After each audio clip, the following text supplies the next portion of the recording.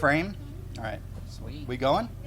All right, so we're our first night of the Wingless Series. We are sitting, you guys probably recognize this driver. If not, you would definitely recognize him in his car. It is Tristin Thomas, driver of the 9T, right? Yep. You're in the 600 Open. Yep. Okay. Yep.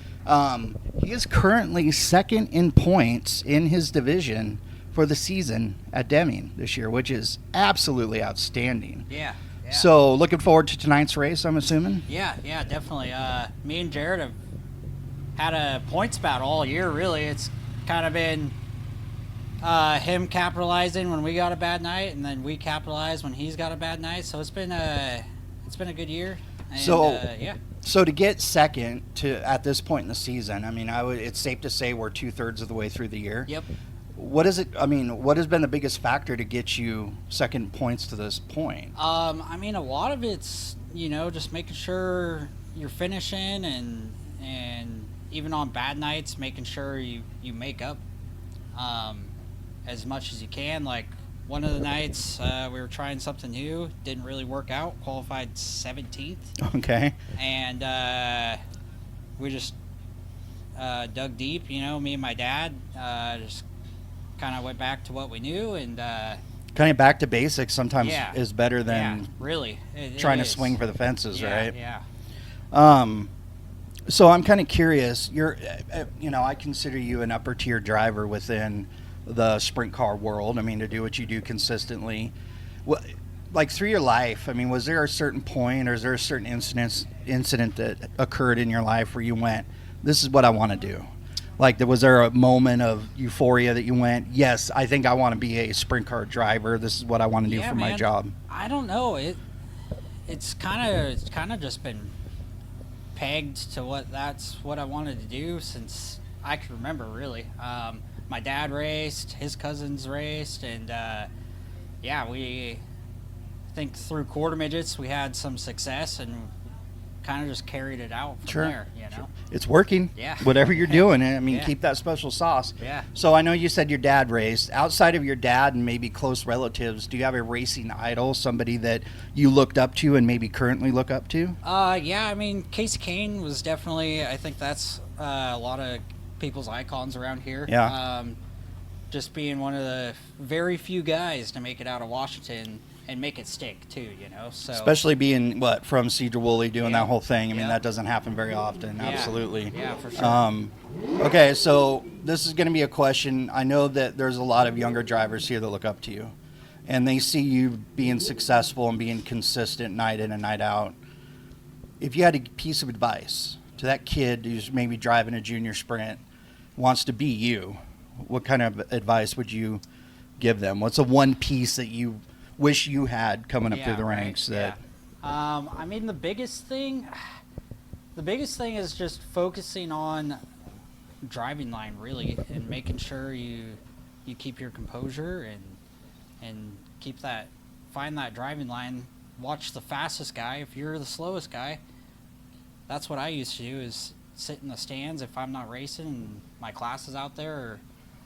Makes sense, right? Yeah, I mean, it's watching. Simple. Yeah. I mean, we have a lot of times, younger drivers will ask, whether it's you or we're going to Skagit and Trey Starks, is how do we bottle what you guys have to be able to feed it to them? So, So I'm big with fan interactions. Our last interview we did with Peyton Drake. Okay. He had a great fan interaction. Yeah. Do you have a favorite fan interaction that you've had that stands out in your mind? We don't get a ton that come down here, but it could be anywhere. There's something. been some cool ones at Deming or at Skagit. I think the coolest was probably we were in Oklahoma, and a family came up, and they were actually from Snohomish or something like that. Oh, okay. So it was it's kind of a weird interaction all the way being in Oklahoma, right? That was pretty cool. Yeah, no, that's awesome. Sorry, I was spaced for a minute. No, you're good. So I'm curious, being a 2-day race, is there something specific? I mean, what needs to go right out the gate to put you in a good spot for tomorrow? I'm pretty sure they lock top 3 in for tomorrow, or top 4. basically qualifying kind of makes your night around here. So just make sure we roll out the box with some speed and kind of just keep our nose clean. You know, non-wings still pretty new to a lot of guys around here. So, Sure. Just not taking huge risks and just keeping out of the danger zone. And that's the biggest thing. So outside of racing, what do you like to do for fun? I mean, when you need to unwind during the week. And I'm going to tell you this right now: most race car drivers that I interview, working on a car is usually their go-to. It's mostly racing. I do like to get out to some body of water. Hasn't really happened much this year, but it's in the shop. Whether it's with this car or I got some go-karts. It's kind of a good stress reliever building go-karts. So. And I mean, I think we just did an interview where they have like 5 go-karts they tinker with too in their spare time. So now we have some fan questions. One of the fan questions we commonly get, especially with drivers at Deming, is there any method to your madness around the paint scheme and the number? Is there something behind that? If there is, what is it? Yeah, so I'm a big throwback guy. Last year I did 2 throwbacks actually in the same year. And I've been always throwing them back to my dad, just kind of as like another thank you to him, because 99% of the work's him, and so I can you get the glory and he late. gets a lot of the work, right? Yep. So this year we did another along the lines of a throwback, and then tying it in. The white and red was my quarter midget and my junior sprint. Nice. And it's amazing because a lot of fans, I think, have the misconception that you're just throwing a dart at the dartboard when it comes to color. Right, yeah. But I would say 90% of the drivers, there's a reason they chose the colors they do, which I love. Yeah. Another one, so fans like to ask, if you had a race anywhere in the world you could run, no matter what class it was, what would be your dream race to be in? Oh, man.